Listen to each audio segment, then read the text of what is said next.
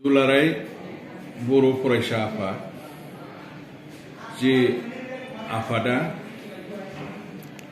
55 बोसोर आगोल 15 फेब्रुवारियाव जोनोम मोनदों।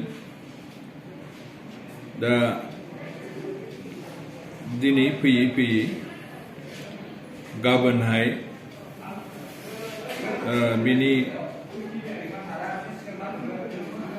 जोनोम सान दुलाराय बर' फरायसा आफादनि जोनोम सान बेखौ सोमोन्दो लाखिनानै दिनैहाय आं फंनैसो बाथ्रा बुंनो सानदों। जोंनि बर' हारिया मोनसे गोग्लैसोनाय हारिमोन। बेखौ 55 बोसोर आगोल जोङो सानहरनानै नायफिनब्ला जोंनि बर' हारिया बबे लेभेलाव दंमोन जों आन्दाज मोनो। बे समाव जोंनि फरायनायनि बिबाङा बहुद खम, रांखान्थियारि राजखान्थियारि बेनि जेबो माबा गैयामोन, सांग्रांथि गैयामोन। बर'फोरनि गेजेराव बर' हारिनि गेजेराव खुनु अर्गानाइजेसन बा आफाद होननाय जिनिस गैयामोन। जे आफाद नङाब्ला जाथिखौ फोजाखांनो बा एवारनेस लाबोनो गोब्राब जायो। आरो एवारनेस गैयाब्ला, फोजाखांग्रा गैयाबा मोनसे हारिया लेखा फरायनांगौनियावबो दावखोनो गोब्राब जायो। रांखान्थियारि बिथिङाव बो दावगानो गोब्राब जायो।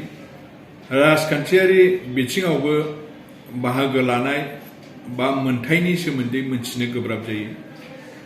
दा ओंखायनो 55 बोसोर आगोल दुलाराय बर' फरायसा आफादनि जोनोम जानाया ओंखायनो मोनसे गोनांथि दं, तात्पर्य दङ। दुलाराय बर' फरायसा आफाद हयथ' जोनोम जायामोनब्ला बर'फ्रा दिनैहाय जे स्टेजसिम सफैबाय, बे स्टेजसिम सफैयाबो जानाय नङामोन। दा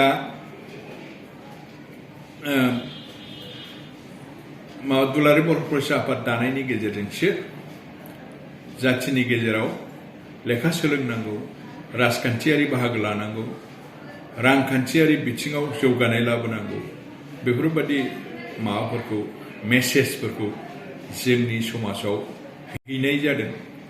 ओंखायनो दुलाराय बर' फरायसा आफादनि जोनोमा मोनसे गोनां लेन्डमार्क जेनि दारै जाथिया दिनैहाय गुसुं समनि गेजेरावनो जों बेसेबा गोजौ थाखोआव सफैबाय। जों दा हिसाब गैयै बा जोंनाव जोबनो गैयै लेखा गोरों ओंखारबाय।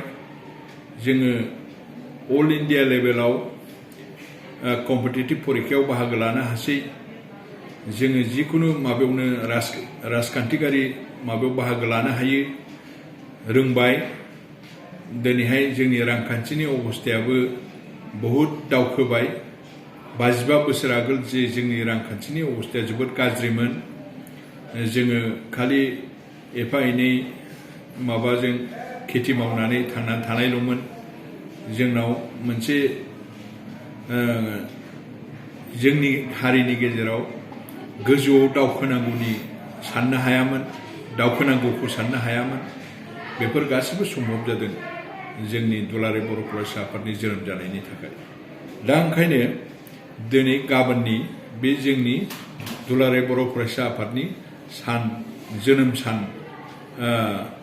फालिनायनि सिगां आंनि गाहाम हामलायथि आङो बावहरग्रोबाय। बेनि दारै आं दा बे सुंद' बिबुंथिखौ बाहाय होनानै फोजोबनाय जाबाय।